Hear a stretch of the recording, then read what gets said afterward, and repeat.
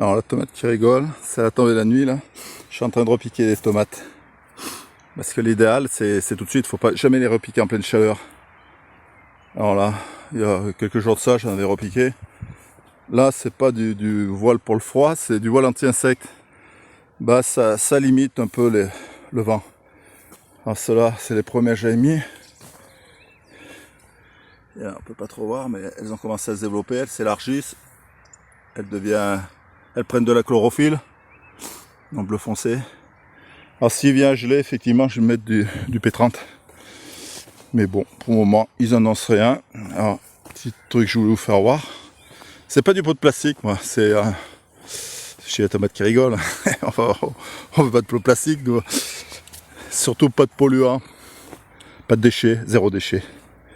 Alors, j'ai essayé d'en prendre un. Ça, c'est la cœur de bœuf. Alors, je sais pas laquelle c'est. J'ai 3 variétés en fin de compte, cœur de bœuf. Alors là, on peut voir que mes racines sortent du pot.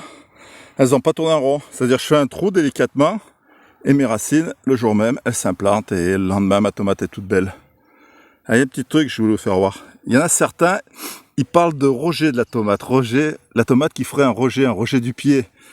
Pour la greffer, c'est vrai que la tomate greffée, faut surtout pas l'enfoncer plus bas que le greffon. Mais là, c'est pas des greffés, hein, c'est moi qui l'ai fait.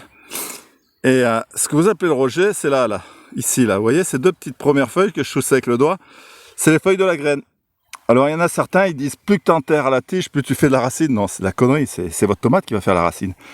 Si vous limitez l'eau, s'il n'y a pas trop d'arrosage, elle va chercher profond, très profond. L'année dernière, je suis resté 3 mois, à partir d'une certaine taille, 3 mois sans eau. Donc après, c'est elles qui vont aller chercher.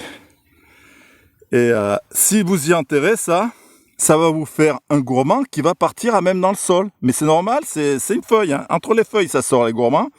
Et le problème, c'est que quand vous allez le casser, humidité, et vous blessez votre tomate, généralement, ça peut être une cause de mildiou. Par la suite, je vous ferai voir les gourmands, ne jamais enlever des gourmands par période pluvieuse ou ciaris. Il faut au moins 2 ou 3 jours de soleil avant d'enlever les gourmands et que ça cicatrise. Mais ça, c'est un autre truc. Alors bon, comme je ne vends pas beaucoup de plants, là, il y a du boulot. Hein. Ben, je vais en mettre un maximum. Hein. Tous les plants que je ne vends pas, donc ça va être énorme.